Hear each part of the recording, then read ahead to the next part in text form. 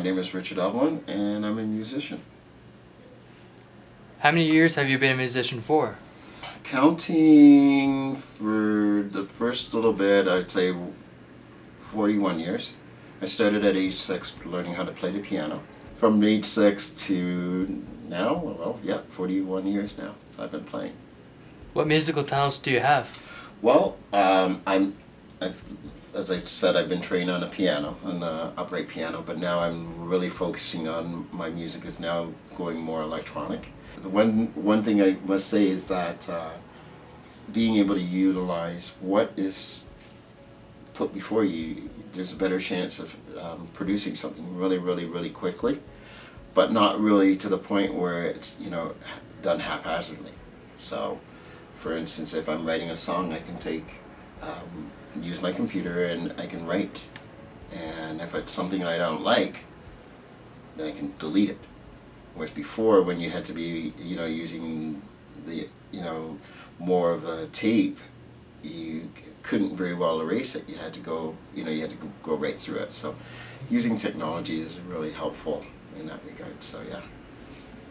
How did I become involved in the music industry? Well, to be honest with you, it's a challenge. It is a challenge. Unless you're signed with a record company, it is very difficult. For me, just releasing a CD in May of 2009, it was really hard to do it, because when you're not signed, as I said, when you're not signed with a record company and you're doing it independently, nobody really knows about you. Nobody knows who you are unless you know, you've got friends that, you know, you've known for years, and, you know, they find out that you've been working so hard on a project, and then you release it, and they're excited about it, and then they'll tell their friends about it. So, you know, it's a situation right now that, as I say, it's a challenge. It is a challenge to be in the music industry, because people don't really know you.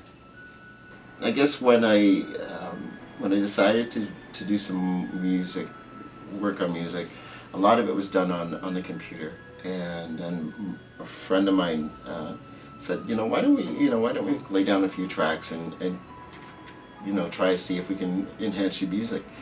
So that had been going on for about 3 or 4 years, and so as the process came about, we were able to get some songs that were, you know, worth putting on a CD, and just going through, you know, and saying, okay, yeah, I like this, or no, I don't like that, or tweaking, you know, a few things. And so yeah, so producing came as a result of some friends, you know, just getting me and saying, you need to do something with this. You can't sit on it. You need to be more forceful in a way. Not you know, being intrusive, but just getting out there and sharing, just not hiding it.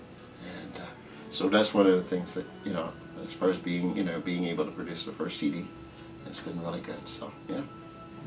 What challenges have you faced in your career to get to where you are now? One of which is, as I said, is the music. You know, getting into the music industry and getting your name out. To be able to overcome that, I was able to meet up with a friend of mine who works as a DJ in a radio station in Kitchener, and one of the ways that he wanted to be able to give me an opportunity to talk about my music. So back in April of this year, he took a whole hour and just dedicated it to being able to get my name out and for me to be able to talk about my music. And so it was really helpful in that regard. The other challenge is just time, just being able to set that time and really to focus in on my music.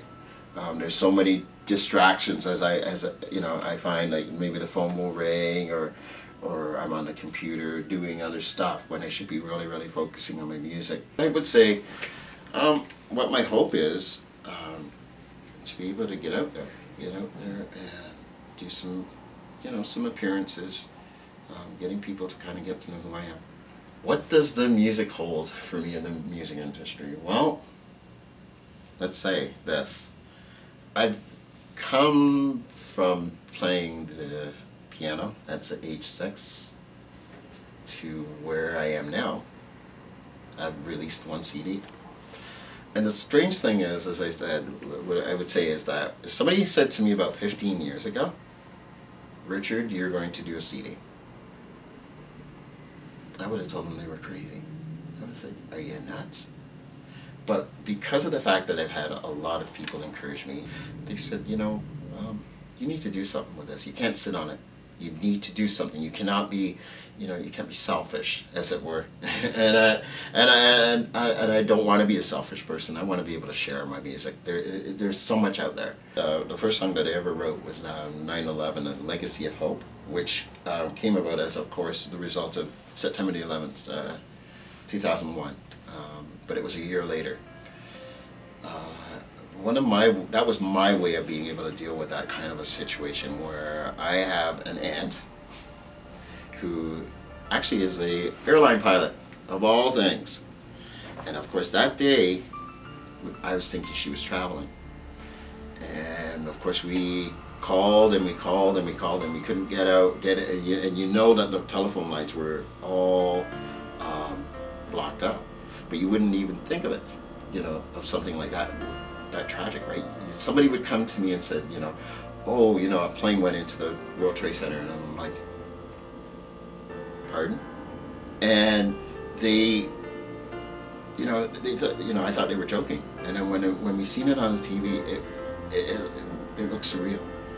And this was my way of being able to deal with that tragedy. Just those lives lost, those people who had no idea that people would be that, you know, aggressive and wanting to take people out of, you know, take people out with planes. And my way of looking at that tragedy was just, wow. Like, what, you know, what can you actually say? And so I did it in the way of music. And so with writing that song and then producing that song right away, getting it written, was my way of being able to know, okay, you know what, I do have a gift and I want to be able to use it. I'm looking forward to seeing where this journey takes me, really. Can you tell us anything about your upcoming album? The title is called Life Lessons in Worship, and one of the ways, the